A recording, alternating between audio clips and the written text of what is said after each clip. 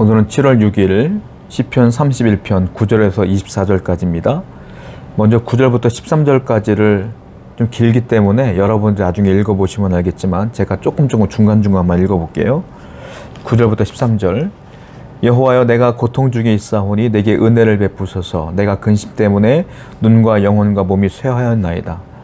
내 일생을 슬픔으로 보내며 나의 연수를 탄식함으로 보내어 내 기력이 나의 죄악 때문에 약하여지며 나의 뼈가 쇠하도이다. 12절. 내가 잊어버린 바 됨이 죽은 자를 마음에 두지 아니함 같고 깨진 그릇 같다. 자, 이게 쭉 무슨 말이냐면 이 시인은 자기 자신을 얘기하고 있어요.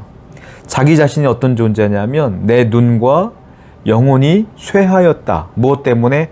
근심 때문에. 내 눈과 영혼이 쇠했다는 건 무슨 말이면 건강에 문제가 생겼다는 거예요. 지금 이 시인은 건강에도 문제가 생겼고요. 그리고 일생을 슬픔으로 보내다 보니까 내가 뼈가 쇠하였도다. 지금 뼈뿐만이 아니라 안 아픈 데가 없다는 소리예요. 17절을 보니까 나는 깨진 그릇과 같다. 이렇게 말하고 있어요.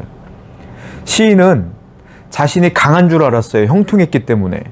그러나 있던 이런 위기를 만나고 보니까 내가 아무것도 아닌 것을 알게 된 거예요. 내가 깨진 그릇과 같은 존재이며 뼈가 쇠한 자이며 내가 근심에 휩싸인 자이며 연약한 자이며 내가 무덤에 내려가는 자와 같고 내 영혼도 정신도 육체도 아무것도 아니고 이렇게 연약할 수가 없구나 라는 것을 깨닫게 된다라는 거예요. 다른 말로 말하면 자기 자신을 정확하게 보게 된 거예요. 직시한 거예요. 내가 할 수 있는 것이 없구나 라는 것들을 깨닫게 되면서 자연스럽게 기도가 나온다라는 거예요. 누가 기도하느냐? 나 자신을 정확히 보는 사람이 기도하는 거예요. 교만한 사람은 기도 안 해요, 여러분. 그러니까 하나님은 때론 내게 위기를 주며 아픔을 주며 괴로움을 주므로 내가 아무것도 아닌 것을 알게 해주시는 거예요.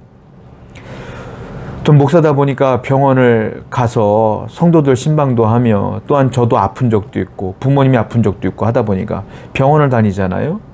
병원을 다녀보면 사람이 아무것도 아닌 걸 깨닫게 돼요. 그렇게 건강했던 분이, 그렇게 대단했던 분들이 병상에 누워있는 걸 보면 너무 초라해 보일 때가 많다. 그때마다 은혜 받고 와요. 하나님, 저도 저런 날이 오겠죠. 저도 아무것도 아닌 존재입니다 라고 은혜를 받고 와요.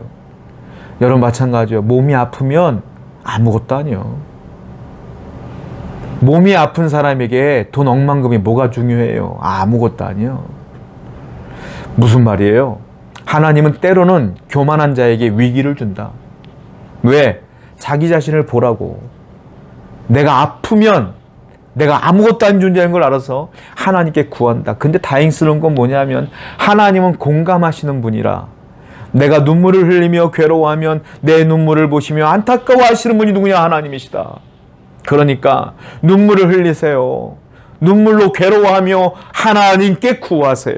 그러면 공감하시는 하나님이 여러분들에게 은혜를 주신다. 오늘도 눈물이 납니까? 하늘을 보십시오. 하나님께서 여러분의 눈물에 은혜로 바꾸어 주실 줄로 믿습니다. 14절입니다. 여호와여, 그리하여도 나는 주께 의지하고 말하기를 주는 내 하나님이시라 하였나이다. 그럼에도 불구하고 내가 이렇게 아프고 힘들지만 그럼에도 불구하고 하나님, 나는 주를 의지할 것입니다 라고 신앙 고백을 하는 거예요.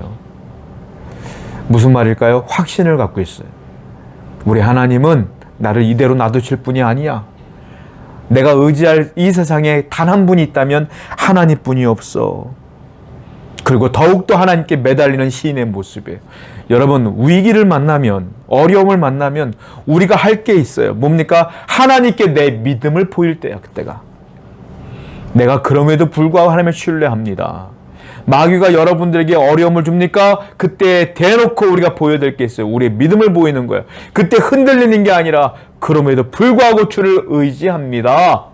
이 믿음을 보일 때 마귀는 떠나가고 하나님의 은혜는 여러분들을 붙들어 주신다라는 겁니다. 위기를 만났습니까? 어려움을 만났나요? 이때 더욱더 주님을 의지하는 믿음을 하나님께 보이시길 바랍니다. 하나님 은혜가 여러분들을 구원하실 것이다. 15절부터 18절입니다. 나의 앞날이 주의 손에 있사오니 내 원수들과 나를 핍박하는 자들의 손에서 나를 건져주소서. 주의 얼굴을 주의 종에게 비추시고 주의 사랑으로 나를 구원하소서. 여호와여, 내가 주를 불렀사오니 나를 부끄럽게 하지 마시고 악인들을 부끄럽게 하사 스올에서 잠잠하게 하소서. 교만하고 완악한 말로 무례의 의인을 치는 거짓 입술이 말 못하는 자 되게 하소서. 자, 그가 고백하는 게 15절에 나와 있는데 중요한 단어가 나와 있는데요. 나의 앞날이 주의 손에 있사오니, 내가 주를 의지합니다라고 공포했잖아요. 그리고 15절에 나의 앞날이 주의 손에 있사오니 라고 말하고 있어요.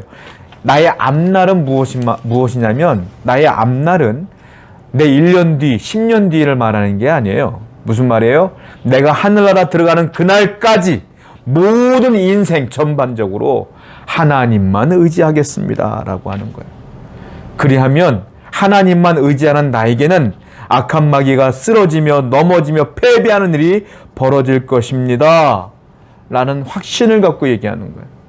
여러분, 그렇습니다. 우리의 믿음은 10년만 믿는 게 아니에요. 영원히, 여러분들의 앞날 영원히 주를 의지하며 살아가는 여러분 되기를 축원드립니다.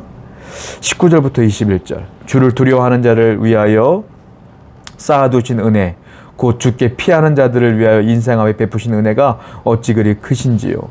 주께서 그들을 은밀한 곳에 숨기사 사람의 꾀에서 벗어나게 하시고 비밀의 장막에 감추사 말다툼에서 면하게 하시리이다.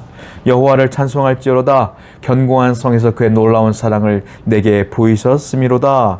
자, 시인은 갑자기 그렇게 고백하다가 감사와 찬양으로 넘어갑니다. 21절을 보니까 여호와를 찬송하라, 또 감사하라 이렇게 나가고 있잖아요. 그게 무슨 말이냐면, 감사와 찬송으로 넘어가는 이유가 뭐냐면, 이미 하나님은 내가 주를 의지함과 동시에 내게 응답을 주셨어 라고 하는 믿음과 확신이 있었기 때문에 감사로 넘어가는 거예요. 여러분, 그렇습니다.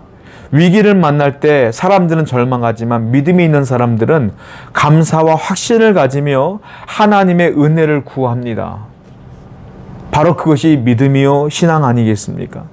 그러면서 뭘 합니까? 기도를 합니다. 어려움을 만나면 기도를 하는 거예요. 그 기도가 뭐로 바뀌느냐? 찬송으로 바뀐다. 이게 공식이에요. 하나님을 떠난 자들에게는 어려움을 만나면 절망하지만, 성도는 위기를 만나면 하나님의 믿음으로 그것을 확신으로, 또한 기도로 나아가게 되고요. 그럼 그 기도가 나중에 뭘로 바뀌느냐면 감사와 찬양으로 바뀐다. 바로 여러분들이 이러한 자가 됐으면 좋겠어요. 어려움을 만났을 때 울며 끝나는 것이 아니라 기도함으로, 감사로, 찬양으로 승화시켜서 또한 기쁨으로 나아가는 여러분 되기를 축원드립니다. 23절과 24절. 너희 모든 성도들아 여호와를 사랑하라. 여호와께서 진실한 자를 보호하시고 교만하게 행하는 자에게 엄중히 갚으시느니라. 여호와를 바라는 너희들아 강하고 담대하라. 여호와를 바라는 너희들아 강하고 담대하라. 무슨 말이에요? 강하고 담대하란 말은 무슨 말입니까? 두려워하지 말라. 반대말로 말하면 여호와를 바라지 않는 자들은 두려워한다. 여호와를 바라는 자는 강하고 담대하다. 어려움을 만날 때, 위기를 만날 때 믿음 있는 사람은 두려워하지 않는다 이 말이에요. 강하고 담대하십시오. 두려워하지 마십시오. 왜냐? 하나님이 여러분들의 피난처가 되어 주시기 때문입니다. 기도합시다. 하나님, 오늘도 두려워하지 아니하고 강하고 담대한 믿음의 사람 될 수 있도록 인도하여 주옵소서. 예수님의 이름으로 기도드렸습니다. 아멘.